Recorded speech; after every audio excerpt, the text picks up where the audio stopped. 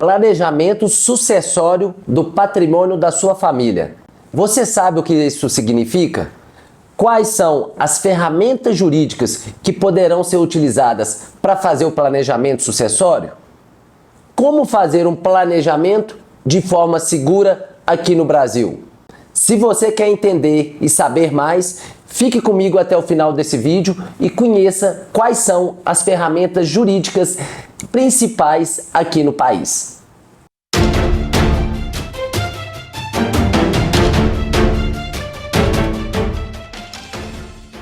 Olá, tudo bem? Seja muito bem-vindo ao nosso canal.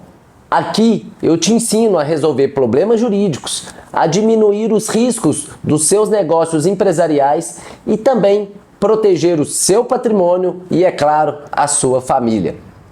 Se você ainda não é inscrito aqui no nosso canal, clica no sininho, se inscreva para receber todas as semanas as nossas orientações jurídicas em vídeos sobre planejamento societário, planejamento patrimonial e também planejamento sucessório. Inclusive, no vídeo de hoje, nós vamos abordar o tema planejamento sucessório, mas com o objetivo de explicar quais são as ferramentas jurídicas mais utilizadas aqui no Brasil para se realizar esse planejamento patrimonial. Em primeiro lugar, cabe dizer que o planejamento sucessório é o quê? É um conjunto de medidas jurídicas adotadas por alguém com uma finalidade de estruturar a sucessão do seu patrimônio de maneira antecipada e já prevendo o seu falecimento futuro.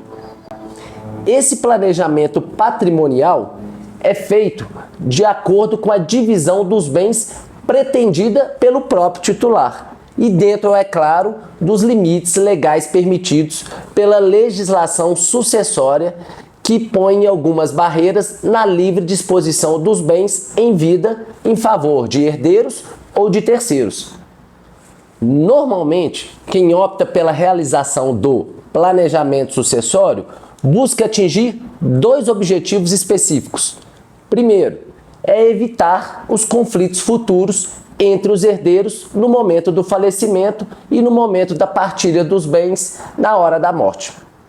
E segundo, é também diminuir os custos tributários que incidirão no futuro com a reavaliação do patrimônio a valor de mercado e o pagamento, em regra, à vista do Imposto de Transmissão, Causa-Mortes e Doação, que é o chamado ITCMD, na hora da realização do inventário, ou até mesmo a eventual majoração desses custos com a mudança da própria legislação tributária que pode ocorrer de hoje até o momento do falecimento. No planejamento sucessório, então, nós podemos adotar algumas ferramentas jurídicas para que a gente possa fazer de maneira adequada para cada família. Tudo vai depender de uma série de variáveis que podem ser o estado civil dos próprios envolvidos, o regime de casamento escolhido por esses envolvidos, a quantidade de filhos, o volume do patrimônio, a relação de confiança existente entre eles e, principalmente, qual é a forma de distribuição que é almejada pelo próprio titular do patrimônio para que fique organizado e já dividido em vidas. E dentro disso, as ferramentas mais utilizadas são, primeiro, a doação parcial de bens em vidas, conforme o artigo 538 do Código Civil, respeitando, claro, sempre o que a gente chama de parte legítima da herança, conforme o artigo 541 e 1846 também do Código Civil. A segunda ferramenta é a própria alteração do regime patrimonial dos bens do casamento ou da união estável. Isto é, a gente adota os procedimentos judiciais necessários para a adaptação desses regimes patrimoniais antes da realização do planejamento sucessório para que os herdeiros possam receber esses bens com segurança. Tudo conforme previsto no artigo 1639 do Código Civil e 734 do Código de Processo Civil. Terceira ferramenta, a constituição de sociedades, ou até mesmo a reorganização de estrutura sociedade das empresas já existentes. Com base em quê? Para concentrar e administrar o patrimônio da família dali em diante, nos termos do artigo 966 e 981 do Código Civil, que regulamenta as sociedades simples e empresariais. E isso pode ser feito com a constituição ou a reorganização de holdings familiares com objetivos específicos de holding de participações, de investimentos, holdings patrimoniais, holding imobiliárias e até mesmo as holdings rurais. Quarta ferramenta, a instituição do direito real de usufruto sobre esses bens, os móveis, imóveis, cotas ou ações, em benefício do titular que transfere o patrimônio em vida, tal como previsto no artigo 1390, de maneira que esse titular, apesar de ter transferido o patrimônio, ele conserva para si a posse, a administração e os frutos desse patrimônio ainda em vida, mesmo após a transferência. Próxima ferramenta é o testamento, com base no artigo 1857. O testamento é sempre recomendável quando os pais têm o interesse o quê? De organizar por escrito e de maneira preventiva a divisão e organização dos bens. Mas essa organização vai ter efeitos jurídicos somente após a morte. Neste caso, usa-se o testamento.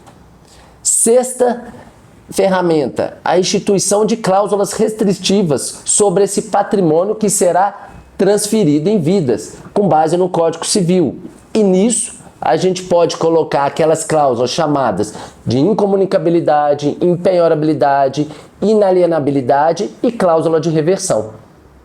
Sétima ferramenta, a destinação de bens e benefícios específicos entre alguns sucessores através da contratação de seguro de vida, formação de capital em previdência privada ou ainda a constituição de fundos de investimentos fechados, específicos para a administração de determinado conjunto de bens. E oitava ferramenta é a chamada partilha em vida, de toda a parte legítima aos herdeiros necessários.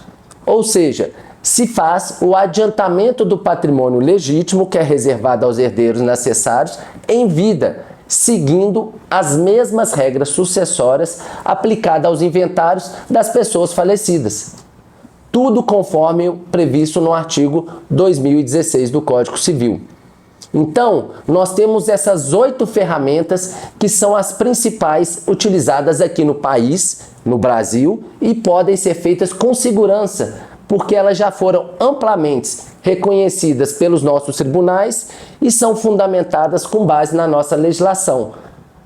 Dessa maneira, você tem o quê? A segurança de fazer esse planejamento societário e sucessório dentro da sua autonomia privada, que é assegurada então pela nossa legislação. Tudo também sem prejuízo de, eventualmente, você utilizar alguma ferramenta no exterior, que pode ser utilizado, por exemplo, uma offshore ou então a instituição de um trust sobre a administração de determinado patrimônio. Bom, essas são as orientações sobre planejamento sucessório. Você gostou? Fez sentido aí para você e para sua família? Então comenta aqui abaixo o que você achou, clica no like, deixe também a sugestão dos próximos vídeos e compartilhe com os amigos. Um forte abraço, até mais. Tchau!